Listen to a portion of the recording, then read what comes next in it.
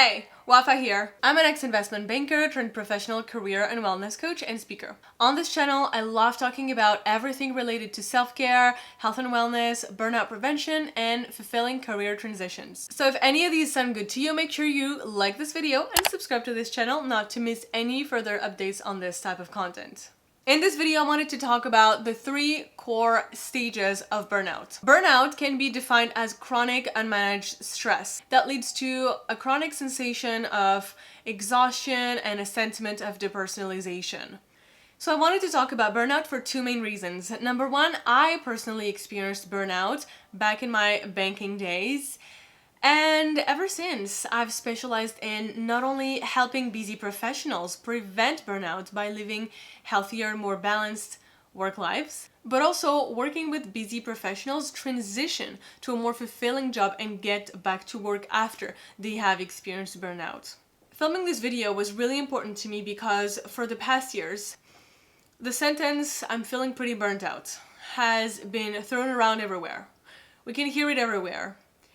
And that's because a lot of companies are, in an effort to reduce costs, they're understaffing their teams. A lot of professionals out there just feel exhausted and they feel like they have this never-ending to-do list that they have to get to the bottom of. However, not everyone is burnt out.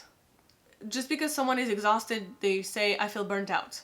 What does that mean? The risk with overusing this sentence is that people just start seeing burnout as something habitual, something that goes along with working a lot, having responsibilities, and it just becomes this word that becomes part of the culture, of the lingo. Words have power, and I truly believe that it's important for people to really understand what burnout is, so that if you ever experience them or know someone who experiences them, you'll be able to spot them and do something to heal. Phase number 1 of burnout is exhaustion. After experiencing lots of stress for a prolonged period of time, that's when people tend to slide into burnout. What that means is they've experienced so much stress because they've tried to cope with all the demands and the responsibilities from their job. They tried to chase every item of their never-ending to-do lists, so much so that that stress was too much to handle and they started feeling absolutely depleted. You recognize this phase when no matter how much rest you get, no matter how much sleep you get during the weekends, on your time off, you still feel absolutely exhausted. And when you get back to work, you start feeling really empty, you start doubting yourself, and you experience a lot of stress, and then you notice that your stress is never going away. You start feeling mood changes as well. You may start getting sick more often. You can get some canker sores or fevers or bloating and backaches and digestive problems. People tend to experience insomnia, lots of anxiety, and perhaps even some symptoms of depression. And that is to be diagnosed by a licensed therapist. So people tend to get to this phase after trying to cope with the demands and the responsibilities of their work for a long, prolonged period of time. And you're there when no matter how much sleep you get, no matter how much you rest, you still feel exhausted. And what I mean by feeling exhausted is typically you feel exhausted on every level. You feel exhausted emotionally and mentally, physically, and you also feel very empty inside, so spiritually. You're drained on all levels. And that's what makes it so hard to come back from it, because all of your batteries have been reduced down to virtually almost zero. And that's why no matter how much rest you get, you feel completely empty. You've been drained for so long that 2, 3, 4 nights of good rest is not enough because you've been depleted on too many levels. That's what makes it different from just being tired. That's what makes it a typical characteristic of feeling burnt out. Phase 2 is characterized by being cynical. And you really notice that you're in that phase when you come to work and you don't care anymore. You don't care about your bonus. You don't care about your boss. You don't care about your promotion. You don't care about anything. You feel empty inside. You could not care less about the things that you cared about before. You may have cared about proving your skills, proving how committed you were. You know, you cared about learning a lot maybe when you first started that role. But when you reach this phase, you could not care less about anything. You're completely detached and depersonalized from your role.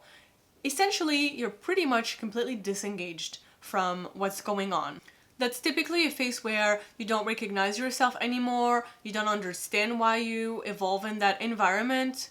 You just feel that you're out of place and nothing matters to you anymore. I typically remember going through that phase back in my banking days. I'm typically very bubbly and I like to smile and have a good laugh. And when I first started my banking career, I loved it. I had so much energy. When I got into the lift, when the doors opened, the smile that I had faded and I started stepping into this poker face and robot attitude. And that sort of mask, right, that poker face, that mask would be on all day when I was in the work premises until I stepped back into the elevator at the end of the day to go back home. And it was only when I was home that I would sort of notice that that mask would go away and I would start feeling a little bit more like myself, but not completely like myself. This is also something I noticed with my clients as well. Completely typical of feeling burnt out. So that's very important to keep in mind. Typically, this is the stage that sort of shows the red flags to high achievers. Stage 1, when you're exhausted, high achievers typically don't really pay attention to it. They're in denial because they leverage their resilience and their commitment to hard work a lot. So they completely don't see that they're tired. They rely on coffee and on energy drinks and on their willpower to push through again and again and again, right? They're really part of that hustle mode. Phase 2 is a bit different because when you start reaching the point where you couldn't care anymore about your bonus or what your boss says, that's really when people start thinking, okay, I think I'm burnt out now because I used to care, now I don't. This doesn't sound like me, this doesn't look like me, what's going on? Coincidentally, that's also the phase that triggers phase 3, which is self-doubt and a lot of guilt. People start thinking, I feel dumb, I'm not working as hard as I used to, I don't feel like I perform as well as I used to before, I'm not as committed as I used to be. So essentially, when after so much fatigue accumulated and after not caring anymore, no wonder that you really struggle to focus and get work done. No wonder that you feel disengaged. That's really the phase where people feel a lot of guilt, a lot of shame, a lot of self-doubt. And that phase truly can affect their self-esteem in a huge way because typically overachievers tend to base their self-esteem, or at least part of it, on how much work they got done, how much they could hit their numbers, their KPIs, the metrics they set for themselves, how well they performed in the team, or how well they did at their performance review. And so when they go through the first 2 phases and now they reach phase 3, and they really notice that they struggle to perform, and it may even show in their performance review, or people around them start noticing, and people around them start noticing, that's when it really hits home. And so these phases, we call them phases, but keep in mind that they don't happen in a chronological order. It's not like I'm first exhausted and then I start being cynical and detached, and then I start self-doubting myself and not being productive enough and engaged at work. They blend in together. People can experience them all at the same time. For some other people, they can be all shuffled in a different order. It's really completely personal and depending on who you are and what is your situation. Something also really important to keep in mind is denial. I definitely experienced a lot of denial, and a lot of my clients also experience denial. And that's a characteristic of this hustle culture that we live in, and whichever phase you feel like you're in, there may be a part of you that's in denial who thinks, why is this happening to me? If other people are coping with it, why can't I? And so there may be a period of time where you may think, sure, I am exhausted, sure, I'm a bit detached and I don't recognize myself in this team, or sure, I struggle to get as much work as I used to be and perform really well. However, it's okay. I will figure it out. So you know what? The solution here is to work even more, twice or thrice as more, stay later at night, come in weekends, and that will be my solution. So what people tend to do, and I was one of them, is to cut back on your social life, cut back on your self-care, cut back on your one-on-one time with yourself or on your social time with your loved ones, so that you could prove others and yourself that you can do it, that you can achieve, and that all of this was just a bad dream. And that is the trick. That is the trick. And that is a trap. The longer you wait, the longer you deep dive into those phases, the longer it may take you to heal from it and recover from burnout. The quickest you can spot those phases, the quickest you'll be able to take action to heal. So in other words, the gravity of burnout depends on how long you cope with it. The longer you try to cope with it, the deeper the symptoms may be and the longer it may take for you to recover from it. That's why I'm all about burnout prevention.